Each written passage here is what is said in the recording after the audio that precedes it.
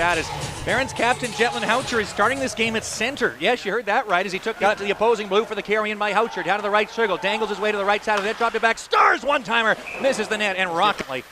But had the same pronunciation, so we had to mention it. Here's Hayne at the ringette line. Backhands one left side. McCombie. Oh, he would have had a great backdoor shot if he hadn't slipped and fallen. It's going to be a 2-on-2 rush as McCombie carries in left wing side. Put it to a trailer, though. There's Pasternak right circle, shooting right on. He hit his stick and trickled softly wide left of the net. Then a clearance expertly knocked down out of midair by Lofthouse. Then he swung it off the left boards and got hammered down hard by Gen Bryson at the ringette. 3 in the league in penalty minutes. Of course, Lloyd Minster captain Lyndon Springer is the pace leader there as Fiala throws a big hit on Nanji at the end of the blue line. It can be your trademark. Mr.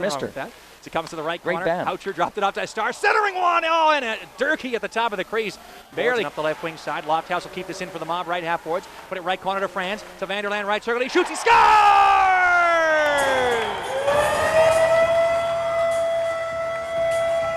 An absolute rocket off the stick of Mitch Vanderland from the right wing face-off circle. He picks the top left corner like it's nobody's business and opens the scoring with 3:37 to go in the first period. What a shot! So that was a high shot from the ringette line outside the dot, and it almost looked like he came from his back pocket. He fired it, caught the goalie totally off guard, maybe moving his feet a little bit, but you know, whoever was his coach at a prep school out in New Brunswick really must have shown him how to shoot, because that was off the draw that rolls behind the net, and Reed Kilburn leaves it there, sweeping one up the near side. Durkee almost got it into an empty net. As the net, good to see you're carrying on the Bruce Ferguson tradition. No, don't say that. I'm never coming back then. Back he carries in right wing down to the corner, drives his way side of the net, pokes one back door, and it's jammed up in the Pontiacs, still loose at the top of the crease. Fortin sprawling, and somehow that pinballs around a couple of skates at the top of the crease. And opportunities as Holmes sticks one over the Pontiac line. It was out of the reach of Ayotte, and then turned over to Holmes. Drop back Ayotte, he shoots off a stick, loose to Holmes, he scores! Danton Ayotte sets up Austin Holmes for the second Barron's goal. Just under 2.5 minutes into our second period, the mob doubles the lead, just pursuing a play to the front of the net, and they take advantage to make it 2-0 mob. You know, the play there sort of handcuffed Dan, and Dan was going to look to pass to the far post, but then you run the risk of not creating any offense. So he does a smart thing, just a little shovel shot on net, and you've got 2 other guys going hard, and you know, to reap the rewards there, Austin Holmes again. I believe this is the second game in a row that he's been able to, you know, tick to front, but it skips off of McCombie and wide right of the net. Hayne gets back to it behind the McMurray cage. Kind of tuck one in front, jamming at it right side of the net. He scores! Tyler Hayne able to battle his way to the right side of the net. His first shot was saved. The second one, he lifts it under the left arm of the down, carries in right wing with Star. It's a 3-on-2. He's going to try to make a move himself. Right circle, though. Retreat to the sideboards. Fed it back door. Durkee shoots. Oh, what a save by Kilburn! Back to the top of the left circle for Drohan. Barron's on a line change here as Drohan fed Scalise off the bench. Shoots one wide. Rebound, Lofthouse. Put it along the goal line, and it rolls wide right of the net.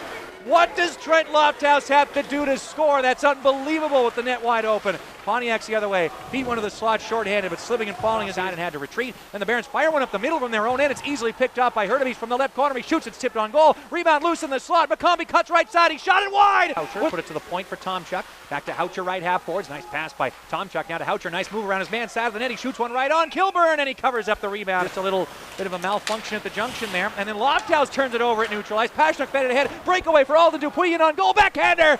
Wide right of the net. Carrying in one-on-one against Black. Houcher carries in, got stood up, but Vanderland's got the puck. One-handing it in on goal. Kilburn stopped it, and then Vanderland tumbles into the near post. And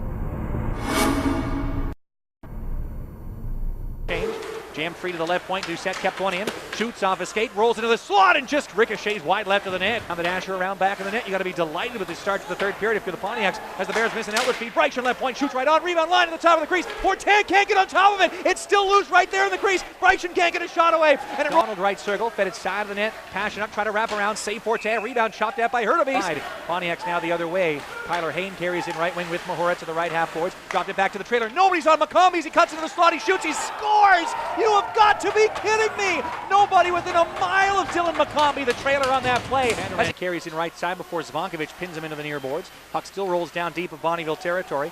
And Lofthouse in a battle for it there at the right corner. Got possession, cuts to the right circle, into the slot, backhander, right on! Rebound, Vanderland, turn right side, he scores!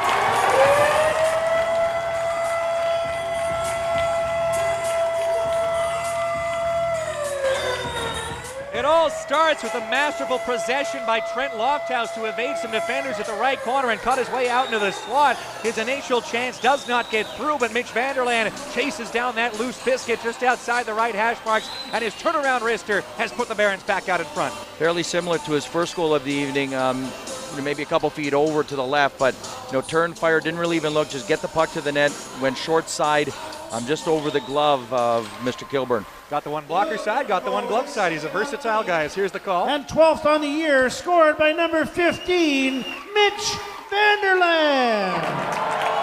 Near side, Weber took it away, put it to the slot. Zach McNeil couldn't get a shot away, but Weber, Cody fires right on, rebound, McKinstry jamming at it. By Day, and the Barons the other way now with Lofthouse a 3-on-3. Fed to center in Franz, carries in left wing side, drop back to Lofthouse, drop back again to Vanderland, now to Lofthouse, one-timer, scores! Trent Lofthouse with a bullet off a slapper from the left circle. He wires that one into the back of the net, and the Barons have made it 4-2, just over halfway through the third period.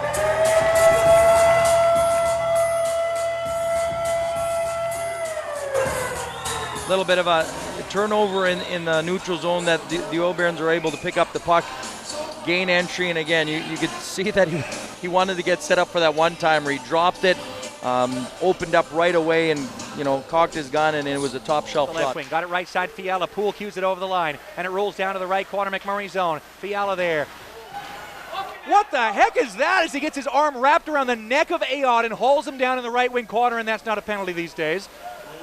We get a whistle stopping play as Aod was on top of the puck, but in what realm is it legal to wrap your arm in a headlock on a player, and now are they going to call a Baron for a 10-minute misconduct? You got to be kidding me. Aod, who got his, am I wrong, Tom? He got his an arm wrapped around his neck and he got hauled down. I know another coach from the bench would be yelling, give him a rope. No, that was. He lassoed him around the neck. And so Aod there given a 10-minute misconduct. It's a centering pass to Symington, point blank, and his shot goes wide right of the net. Gates the blue line to the middle, then swings it right side to Alden Dupuis, top of the right circle. Fed side of the net. Fritz centers, one chipped on goal, saved by Forte, and he never got on top of that, but the quick whistle again. Structurally and positionally, your players are sound, and you want to protect the middle of the ice. Zvankovic's left point shot, rang the post. The rebound still loose, but Forte's on top of that one, and he gets hustling for this chase as goaltender Kilburn comes out of the net, banks it up the near side, and all the way out to neutral ice. Then he slips a new set, fed it across. Black's one-timer off escape, came to McCombie, left circle, he shoots. Oh, what a save by Zach Forte as he came from the far post to the near. The Vanderland clears to neutral ice, and the Barons win by 2.